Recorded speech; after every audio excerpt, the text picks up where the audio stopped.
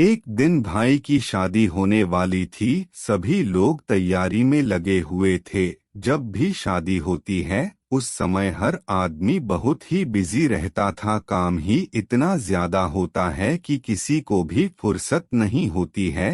पर काम तो करना ही है, नहीं तो सभी काम अधूरे ही रहेंगे।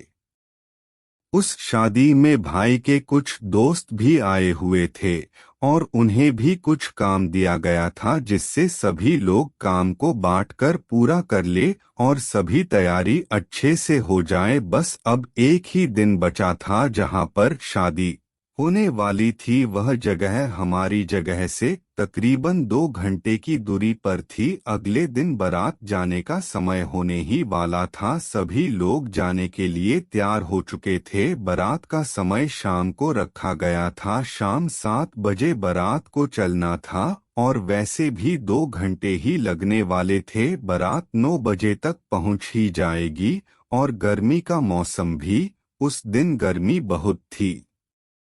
सही समय से कुछ देर बाद बारात चल पड़ी और जब बारात पहुंची तो नाच गाते हुए सभी लोग उस जगह पर पहुंच गए। अब खाने का भी समय हो गया था। भाई के कुछ दोस्त तो बस नाचने में लगे हुए थे। उन्हें नहीं पता था कि अब पहुंच गए हैं। उनको तो ऐसा ही लग रहा था कि अभी तो बहुत समय है। किसी ने कहकर उनका नाचना रुकवाया और तीनों दोस्त आराम से बैठ गए। खाने के बाद शादी के सभी कार्य पूरे होने लगे और सुबह हो गई। सभी लोग लड़की को विदा कर रहे थे। अब बारात भी वापस आने वाली थी। एक बस की गई थी और कुछ गाड़ी भी थी।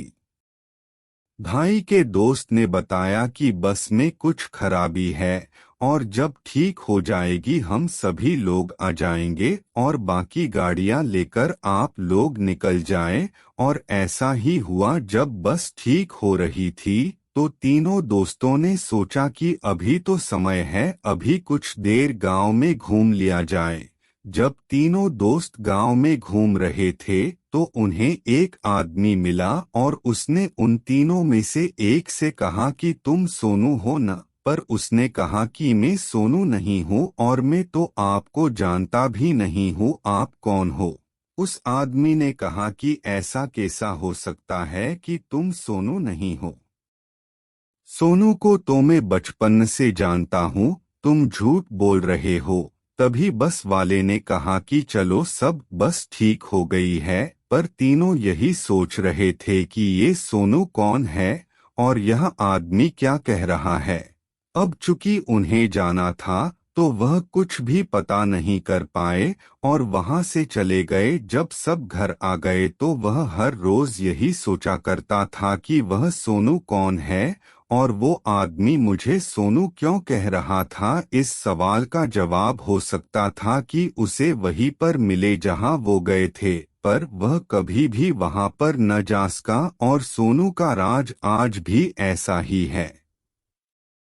शादी की कहानी। दोस्तों, आपको क्या लगता है कि क्या हो सकता है? मेरे ख्याल से ऐसा हो सकता है कि उसकी शक्ल सोनू से मिलती है, इसलिए वह आदमी उसे सोनू कह रहा था। वजह चाहे कुछ भी हो, पर हो सकता है कि दुनिया में एक शक्ल के दो आदमी हो। अगर आपको यह कहानी पसंद आई है तो आगे भी शेयर करें और हमें भी बताएं।